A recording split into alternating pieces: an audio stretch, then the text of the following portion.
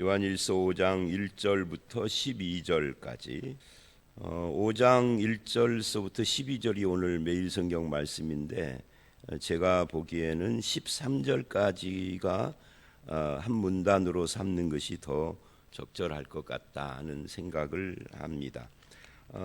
이 5장 1절로 13절은 확신이죠.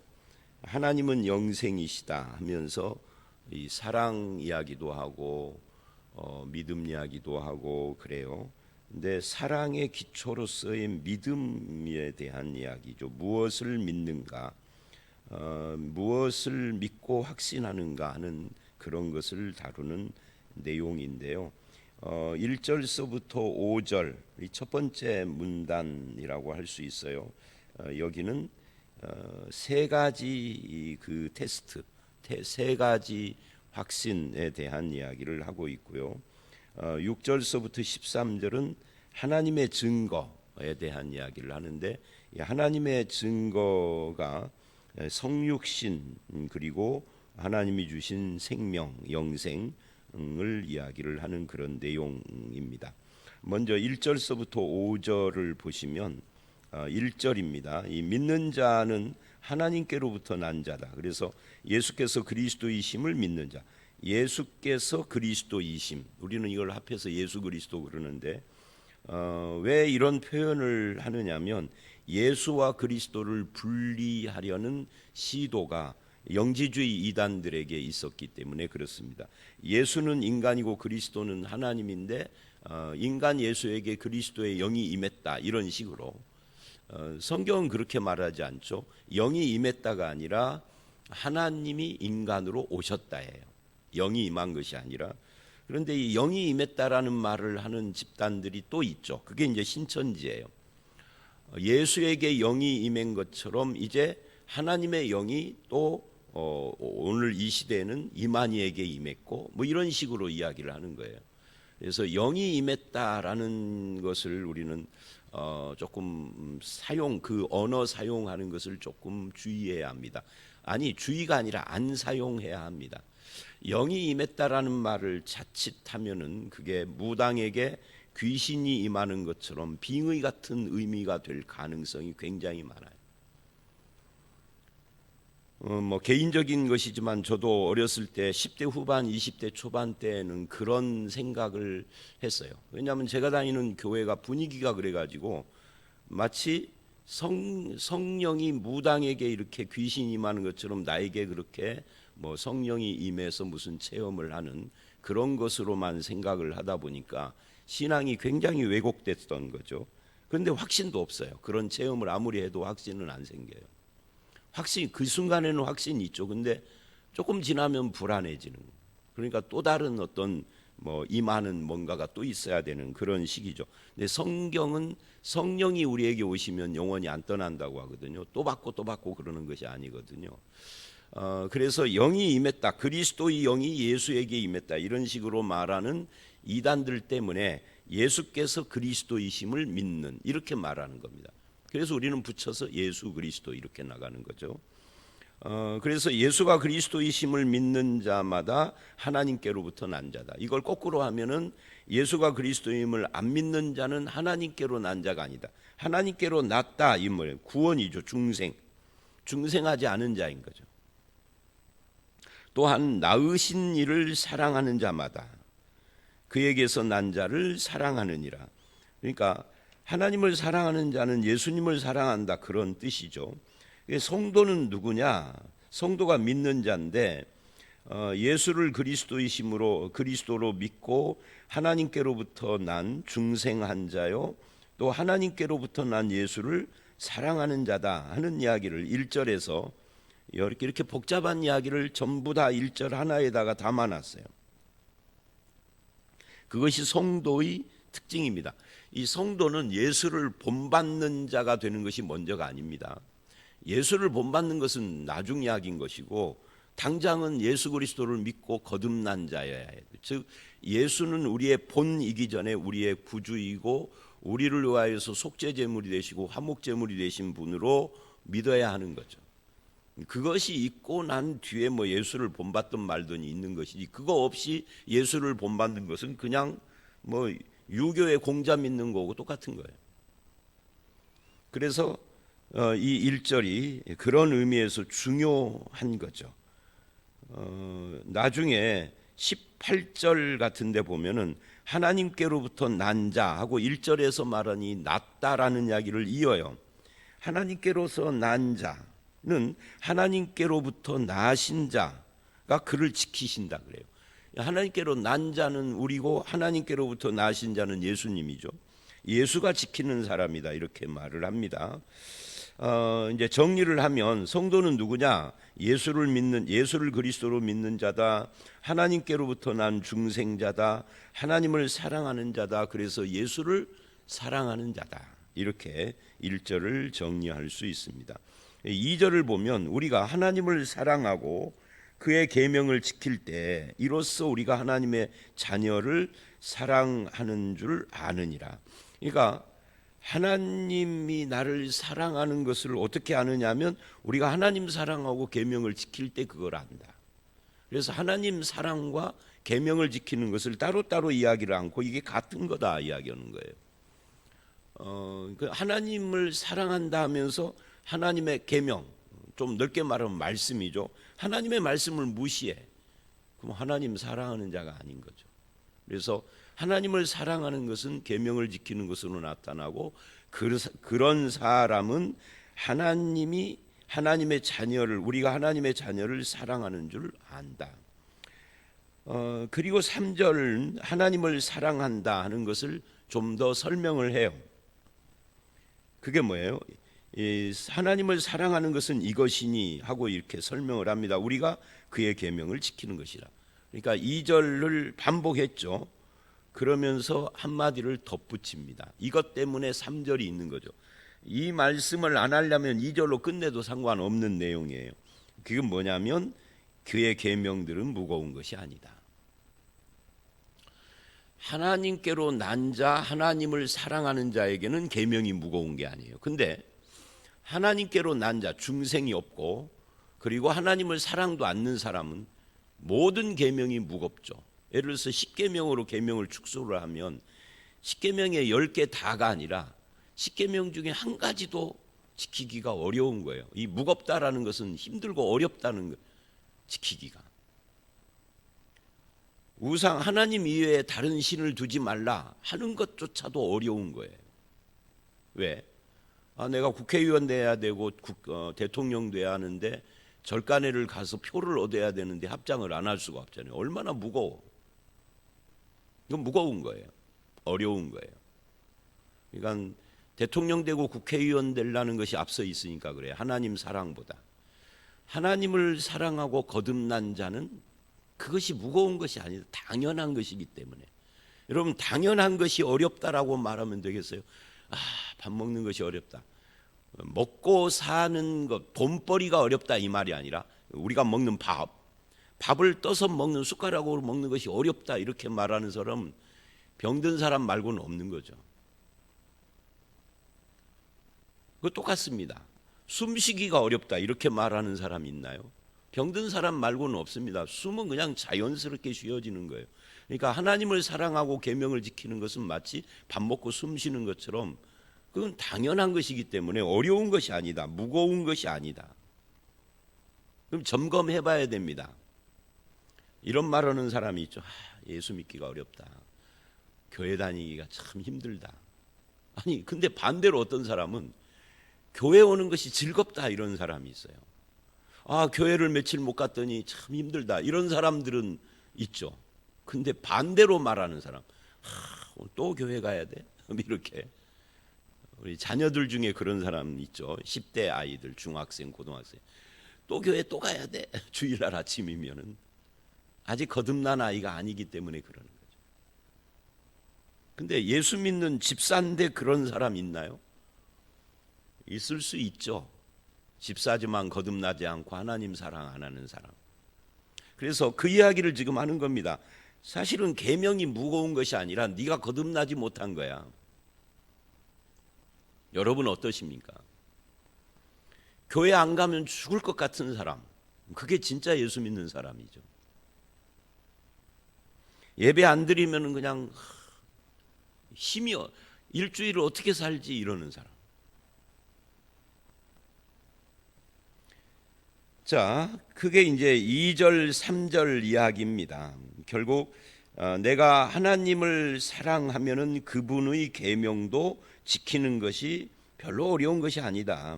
근데 말로만 하나님을 사랑하는 사람은 하나님의 계명을 지키는 것이 너무너무 무거운 짐이 된다. 짐스럽다. 예수 믿고 교회 다니는 것도 짐이고 모든 것이 짐스러운 거죠. 근데 거듭난 사람은 안 그런다 하는 것을 지금 이야기를 하고요. 그 다음에 4절 5절입니다. 세상을 이기는 이김은 믿음이다 하는 이야기를 해요. 무릇 하나님께로부터 난 자마다 세상을 이기느니라. 그러니까 하나님께로 난 자는 하나님을 사랑하고 계명을 지킨다가 2절 3절이라면 4절은 하나님께로 난 자는 세상을 이긴다 이렇게 말을 해요. 그 세상을 이기는 그 승리, 이김은 이것이니 우리의 믿음이라. 믿음으로 이긴다 하는 거예요. 그러면 그 믿는다라는 것은 뭐냐? 예수께서 하나님의 아들이심을 믿는 자다. 믿음이라는 것이, 믿음이 신념, 믿습니다. 이게 될 줄로, 이 마스크가 금이 될 줄 믿습니다를 천일 기도를 해보십시오. 되는가? 근데 그렇게 믿는 사람들이 있어요. 저도 20대 초반에는 그런 건 줄 알았어, 믿음이. 그래서 저는 20대 초반까지만 해도, 군대 가기 전까지만 해도, 제가 20대 초반이라는 말은 20살, 21살, 22살 이때를 말하는 거예요. 근데 그때만 해도 기독교가 말하는 믿음하고 정신일도 하사불성, 하늘이 무너져도 솟아날 구멍이 있다, 뭐 이런 거하고 비슷한 건 줄 알았어. 그래서 기도만 하려고 손을 맞잡으면은 정신을 통일시켜야 된다는 그런 식의 생각을 많이 가지고 있었어요. 그때는 성경도 일독도 안 했거든. 군대 가서 성경을 일독을 했는데 성경이 말하는 믿음은 그런 것이 아니로구나 하는 것을 군대에서 알았어요. 아마 우리 가운데도 지금 새벽기도 나오는 분들은 모르겠습니다만 우리 교회, 우리 가운데도 그런 식의 믿음관을 갖고 있는 사람들도 아마 없지 않을 거라고 생각을 해요. 근데 그건 기독교가 말하는 믿음이 아니에요. 기독교가 말하는 믿음은 정신통일이나 신념이나 하면 된다 이런 것이 아닙니다. 할 수 있거든이 무슨 말이냐 이런 식으로, 그런 건 정신통일 같은 믿음이지 성경이 말하는 믿음이 아닙니다. 예수님 할 수 있거든, 예수님이 하신 말씀 있지 않습니까? 그 말씀의 뜻이 그런 것이 아니다 그 말이에요. 그러니까 일단 믿음이라는 것은 예수가 하나님의 아들이라는 걸 믿는 거예요. 근데 그 다음에 이러죠. 예수가 하나님의 아들이라는 것을 믿는 자는 세상을 이긴다.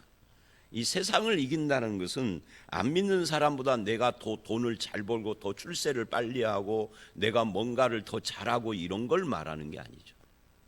세상을 이긴다는 개념은 그런 것이 아닙니다.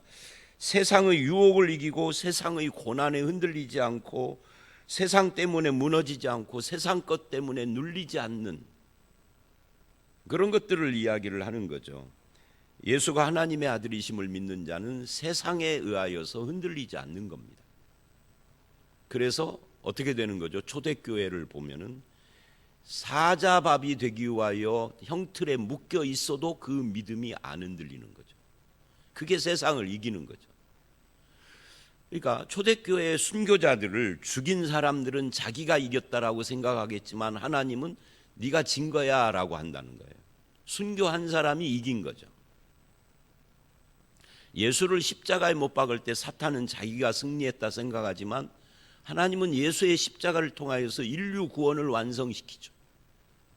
그러니까 세상이 말하는 것과 승리가 다른 거예요. 성경이 말하는 것은. 그래서 그런 승리는 예수를 하나님의 아들로 믿는 믿음이다라고 지금 이야기를 하는 겁니다. 5절까지.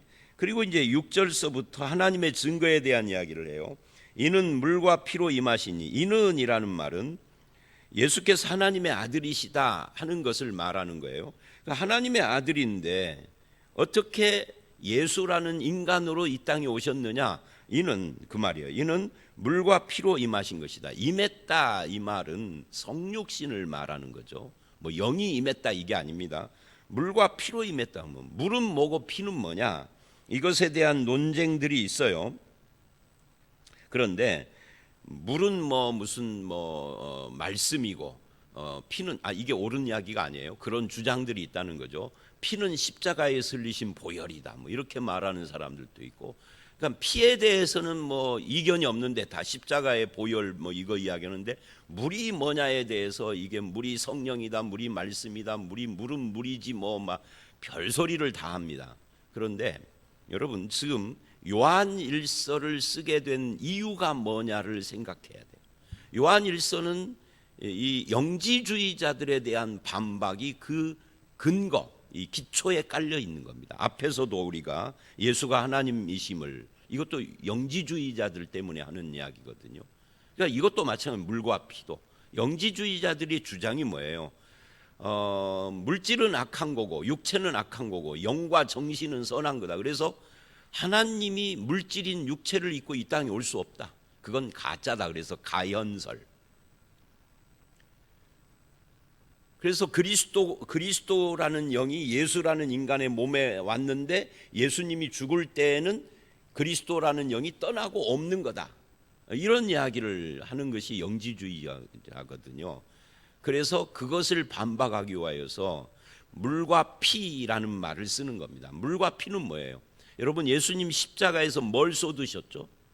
물과 피를 쏟으셨어요. 그건 뭘 말하는 거죠?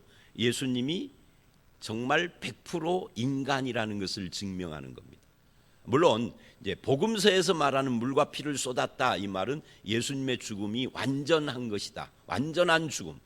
사람이 죽으면 물까지도 다, 살아있는 사람은 피를 흘리지만 물은 안 쏟아요. 인간의 몸이 뭐 70%가 물로 돼 있다잖아요. 그런데 살아있는 사람은 여러분 실험을 해보세요. 집에 가서 칼로 여기를 한번 째보세요. 물 나오는가? 피만 나오지. 살아있는 거예요. 피는 흘리지만 죽으면 물과 피를 다 쏟는 거예요. 이건 물도 쏟으면 이 완전한 죽음인 거예요. 그래서 예수님이 십자가에서 완전히 죽은 겁니다. 그런데 부활하셨다. 이걸 말하는 것이 복음서라면 요한일서는 완전한 죽음을 말하려고 한다기보다는 물과 피라는 말은 예수님의 육체가 진짜 사람이다. 이 성육신, 사람으로 오신 것을 말하는 겁니다. 이 영지주의자들이 자꾸만 성육신을 부정하기 때문에 그러는 거죠. 그래서 이는 물과 피로 임하신 이니 곧 예수 그리스도시라. 물로만 아니고 물과 피다. 또 강조를 하죠. 성육신을 강조하는 겁니다. 임하셨고 증언하는 이는 성령이시니 성령은 진리다. 그러니까 예수님의 성육신을 증언하는 분이 성령이다. 그래서 성령의 역사하심은 결국 예수를 증거하는 거예요. 예수님 말고 성령이 다른 것을 우리에게 뭐 신비한 성경의 기록도 안 된 어떤 것을 알려준다라고 그딴 식으로 말하는 사람들이 간혹 있습니다. 주의해야 합니다. 요한복음에서도 그렇고 지금 여기서도 그러고 성령은 예수를 증거하시는 분이지 다른 것을 하는 분이 아니에요. 나에게 성령이 임하시면은 예수 그리스도를 믿게 하고 예수를 더 잘 알게 하고 예수를 사랑하게 하는 거죠. 그 말씀을 순종하게 하고. 그래서 성령은 진리예요. 그러면서 7절 또 이게 6절서부터 9절은요 계속 반복된 내용이에요. 증언하는 이가 셋이니 그리고 8절 성령과 물과 피라. 그러니까 6절에서는 물과 피 그리고 성령이 증언한다고 그랬는데 이제 종합을 하면서 8절에서 결국 그러니까 성령도 증거를 하고 뭘 증거해요? 예수님을 증거하는 거예요. 예수님의 뭐를? 성육신을. 물과 피도 예수님이 하나님의 아들이심을 증거한다 그 말이에요. 이 셋이 합하여 그런 면에서 하나다. 이 말 때문에 또 사람들이 굉장히 곤란해 하는데요. 사실은 성령이 물이고 물이 피고 피가 성령이다 이 말이 아니에요. 하나다 이 말은. 결국은 물과 피도 예수를 증거하고 성령도 예수를 증거하니 이 셋이 하나를 증거한다는 면에서 하나다 이 말이지 성령이 물이다 이 말은 아닙니다. 성령은 성령이고 물과 피는 성육신인데 어떻게 하나겠어요? 결국은 증거하는 것이 하나다 그런 이야기입니다. 자, 그래서 이제 9절에 결론을 내립니다. 만일 우리가 사람들의 증언을 받을진대 하나님의 증거는 더욱 크도다. 맞는 말이죠. 목사가 하는 말도 아멘 하는데 하나님이 하시는 말씀에 아멘 안 할 수 없죠. 목사가 하는 말보다 1000%, 10,000% 더 확실한 건데, 그러면 하나님은 뭐를 증거하느냐? 이것이다. 하나님의 증거는 이것이니 그 아들에 대하여 증언하신 것이라. 그러니까 성령도 증언하시고 하나님도 증언. 물론 성령도 하나님이시지만, 그러니까 성령 하나님도 예수가 하나님의 아들이심을 증언하고 성부 하나님도 예수 그리스도를 증거한다. 그런 말이에요. 아들에 관하여. 왜? 당신이 낳은 아들이니까 증언하는 거죠. 그래서 삼위일체가 다 나온 거예요. 예수가 하나님의 아들이사 성자가 나오시고 성령이 나오시고 그 다음에 성부 하나님, 이 삼위일체 전체가 우리에게 증언한다. 뭐를? 예수가 하나님의 아들이라는 것을. 이것을 믿는 자가 세상을 이기는 자다. 그리고 예수가 하나님의 아들이심을 믿는 자는 하나님을 사랑하고 계명을 지킨다. 이게 이제 9절까지 종합한 이야기입니다. 그리고 10절로 13절, 매일 성경은 12절까지지만 하나님의 아들을 믿는 자는 자기 안에 증거가 있다라고 이야기를 합니다. 무슨 증거냐? 그걸 이제 우리가 11절서부터 설명을 하는 거죠. 근데 그 전에 하나님을 믿지 않는 자는 하나님을 거짓말하는 자로 만드나니 이는 하나님께서 그 아들에 대해 증언하신 증거를 믿지 않음이라. 하나님이 증거했는데 안 믿으면은 하나님을 거짓말쟁이로 만드는 거다. 그러나 하나님의 아들을 믿는 자는 하나님의 증거가 자기 속에 있다. 그런 이야기예요. 결국은 믿느냐 안 믿느냐 하는 이야기인데, 그러면 하나님의 증거가 뭐냐? 11절, 또 증거는 이것이니. 그러니까 10절에 대해서 11절, 12절이 설명하는 거예요. 하나님의 증거는 이것이다. 하나님이 우리에게 영생을 주신 것과, 제가 성경 공부할 때 이 구절 이렇게 말을 하죠. 것과 과자가 들어가기 때문에 우리가 헷갈린다. 과자 띄고 이렇게 말을 해야 합니다. 또 증거는 이것이니 하나님이 우리에게 영생을 주신 것과, 즉 이제부터 하나님이 우리에게 영생 주신 증거를 하는데 그 증거가 이것이다. 이런 뜻이에요. 하나님이 우리에게 영생 주신 이 증거가 뭐냐 하면은 첫 번째, 이 생명이 그 아들 안에 있는 그것이다. 아들이 누구예요? 예수 그리스도죠. 예수 그리스도 안에 생명, 영생이 있다. 그럼 내 안에 영생이 있다. 여러분, 노재석이하고 노재석이의 생명은 같은 건가요? 틀린 건가요? 노재석이 따로 노재석이 생명 따로인가요? 그렇지 않죠. 노재석이와 노재석이의 생명은 같은 거죠. 그러니까 이 말은 이런 거예요. 아들 안에 있다 그 말. 아들 따로 생명 따로가 아니라 아들 안에 있는 생명이 영생이기 때문에 다른 말로 하면 아들이 영생이다 그 말이에요. 예수 그리스도가 영생이다 이 말은 무슨 말이에요? 예수님이 하나님이다 그 말이죠. 왜? 영원한 생명은 하나님밖에 없기 때문에. 그래서 예수님이 생명, 영생이라는 것을 우리가 믿는 것이 이게 믿음이고 신앙인 거죠. 그래서 예수님이 영생이고 생명이시면 12절은 당연한 거죠. 아들이 있는 자에게는 생명이 있고, 예수님 자신이 생명이기 때문에 아들이 있으면 나에게도 생명이 있는 거지만 아들이 없는 자에게는 생명이 없는 겁니다. 그래서 여기서 핵심은 예수님이 영생이시다, 생명이다 하는 것이 핵심이에요. 요거를 요한복음 14장 6절에서도 이야기를 하죠. 예수님이 직접 뭐라고 그러죠? 나는 내가 곧 진리요 생명이요 길이다 라고 말을 합니다. 내가 곧 할 때 이 곧이라는 한글이 영어에는 더예요. 유일한. 예수님이 유일한 길이고 예수님이 유일한 생명이시다는 거죠.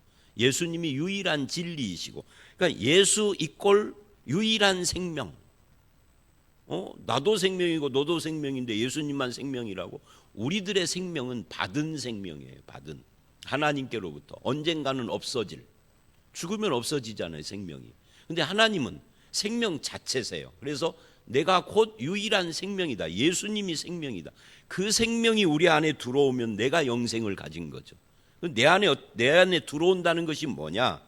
그 내 안에 들어온다라는 것이 13절을 보면 믿는 거예요. 예수를 믿는 것은 그럼 뭐냐라고 할 때 그것은 요한복음 17장, 그러니까 요한 1서의 저자도 요한복음의 저자도 요한이에요. 요한복음 17장 3절에 보면 영생은 참 하나님과 그 아들 예수 그리스도를 아는 것이다. 그러니까 영생 이꼴 아는 것이다. 안다, 기노스코, 이거는 관계. 그러니까 믿는다는 것은 영생이신 예수님이 내 안에 계시는 건데, 내 안에 계신다는 건 믿는 거고, 믿는다는 것은 요한복음 17장 예수 그리스도와 관계를 맺는 거다. 그러니까 생명이신 예수님과 내가 관계 속에 들어가면, 그러면 내가 영생을 얻은 것이 되는 겁니다. 그러면 예수님과 관계를 언제 그 관계 속에 들어가죠? 우리가 예수를 믿을 때 죽은 뒤가 아니라 여기서. 그래서 영생은 죽은 뒤에 얻는 게 아니에요. 제가 어저께군요. 주일날 예배 끝나고 집에 가서 어떤 글을 읽는데 그분이 기독교를 전혀 모르는 사람인 것 같더라고요. 기독교는 죽은 뒤에 영생 얻는다고 말하는 종교인 것처럼 말을 하더라고요. 그건 틀린 거예요. 성경이 말하지 않는 가짜예요. 성경은 죽은 뒤에 영생 얻는 종교가 기독교를 말하지 않아요. 예수를 믿는 여기서 이미 얻은 영생을 말하는 겁니다. 그것이 죽은 뒤에도 이어지는 거지, 여기서 없는 걸 그 죽은 뒤에 얻는 것이 아닙니다. 자, 오늘 말씀 여기까지예요. 많은 설명을 해서 복잡하시겠지만 그렇게 복잡한 이야기는 아니에요. 6절서부터 12절은 하나님의 증거입니다. 하나님의 증거는 아들 안에 생명이 있고 아들이 있는 우리에게 생명이 있다 하는 것을 증거하는 것이다. 그리고 그 아들은 물과 피로 임한, 즉 성육신 하신 분이다. 하나님이 인간으로 오신 것이지 하나님의 영이 어떤 인간에게 임한 것이 아니다. 그 다음에 1절로 5절은 하나님을 믿는 자, 성도는 누구냐? 예수를 믿는 자, 하나님께로 난 중생한 자, 하나님을 사랑하는 자, 하나님의 계명을 지키는 자라는 이야기를 한 겁니다. 그 사람이 6절로 12절 영생을 얻은 자다. 어디서? 지금 여기서. 영생이신 예수 그리스도와 관계 속에 들어간, 즉 믿는 그 순간부터 영생이 우리 안에 영원히 자리 잡고 있는 겁니다. 그래서 영생 얻고 구원받은 하나님의 백성으로서 아들 예수를 사랑하고 하나님을 사랑하고 계명을 지키고 확신을 가진 삶을 살아가는 저와 여러분들이 다 되시기를 주의 이름으로 축원합니다. 함께 기도하겠습니다. 하나님, 그렇습니다. 예수 그리스도를 믿는 성도는 예수를 그리스도로 믿을 뿐 아니라 하나님께로 난 거듭난 사람이요, 하나님을 사랑함으로 그 계명이 무겁지 않고 즐거운 사람, 하나님의 계명을 기쁘게 순종하는 자인 것을 알았습니다. 우리가 그렇게 하나님의 말씀에 순종하며 살아가게 하여 주시옵소서. 또한 하나님께서 우리에게 증거하시는 것이 물과 피와 성령으로 예수가 하나님의 아들이심을 증거하고, 그 예수는 우리에게 영원한 생명이 되셔서 예수를 믿는 자마다 누구나 다 지금 여기서 영생을 얻은 자로 하나님의 백성으로 산다라는 것을 알았습니다. 영생 얻은 기쁨과 확신이 우리 속에서 흔들리지 않게 하시고 세상을 이기는 믿음이 되도록 주님 인도하여 주시옵소서. 예수님 이름으로 기도드렸사옵나이다. 아멘.